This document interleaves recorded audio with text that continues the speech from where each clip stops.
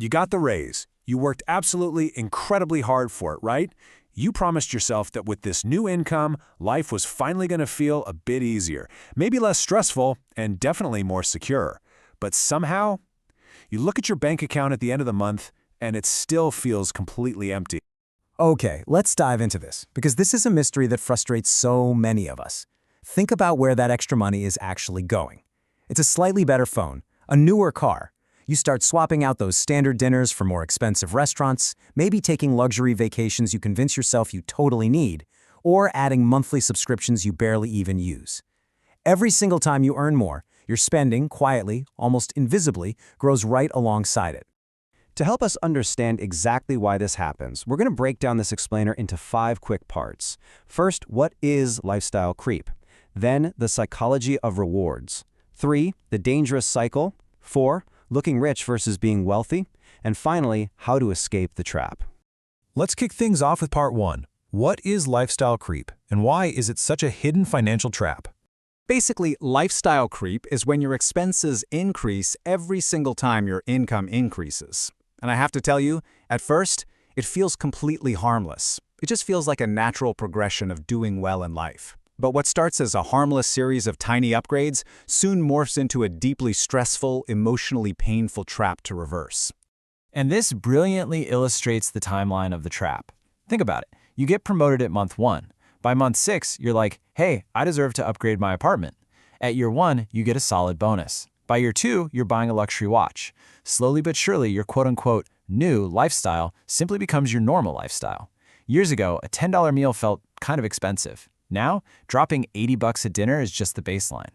Your standards quietly changed, and once that lifestyle expands, shrinking it back down feels, well, it feels like failure. Which brings us to part 2, the psychology of rewards, or what we can call the marketing illusion. Modern marketing relentlessly beats this one dangerous message into our heads. You deserve it. Had a bad day at work? Buy something. Worked hard all week? Treat yourself. Feeling stressed out? Order that really expensive takeout. Feeling sad? Shop online. These companies understand our psychology so much better than we do. They know that every single purchase gives you a quick dopamine hit. It's a temporary emotional reward that just kind of temporarily masks whatever stress you're feeling. But the problem is, we start making these wild false equivalents. We confuse simple comfort with true happiness. We confuse luxury with actual success. And worst of all, we confuse spending with our own self-worth. And man, social media amplifies this 1,000 times over. You scroll through a highlight reel of fancy vacations and designer brands, but you're not seeing the credit card debt and the crippling anxiety hiding behind those photos. Millions of people are out there financing an image rather than building actual wealth. And that leads us straight into part 3, the dangerous cycle of being trapped by your own upgrades.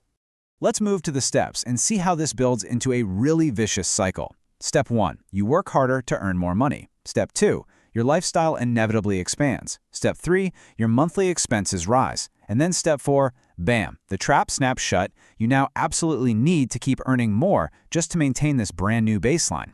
A bigger house just means bigger bills. A luxury car means way higher insurance. Suddenly, you aren't working for freedom anymore. You're working purely to support the lifestyle you built. This is exactly why some very high-income earners are secretly completely broke, because income alone does not create wealth. Please, let this sink in. Margin creates wealth. That gap between what you earn and what you spend, that is literally the only place where true financial freedom begins. If you have no margin, you have zero freedom, no matter how ridiculously big your paycheck is. Let's shift gears to part 4, looking rich versus being wealthy, and the quiet truth behind it all. Now, what's really interesting about this contrast is how stark it is. Looking rich is incredibly loud, and honestly, it's exhausting and expensive. It requires overspending, constantly chasing status, financing liabilities, and depending completely on next month's income to keep the house of cards standing. Being wealthy, on the other hand, is super quiet. Truly wealthy people avoid unnecessary luxury, they invest consistently, and above all, they protect their time. Real wealth is about having choices and reducing stress, not impressing random strangers. So, we arrive at the absolute most dangerous financial mistake you can possibly make: increasing your lifestyle faster than your assets. A person living a modest, quiet lifestyle with strong, consistent investments is far wealthier and way more secure than someone driving a flashy luxury car who is secretly drowning in massive credit card debt. Which brings us to the most important part. Part 5. How to escape the trap and reclaim your freedom. Okay, here are the 5 essential steps to claw back your freedom. Number 1, increase your income, but absolutely do not match it with spending. Let your wealth grow way before your lifestyle grows.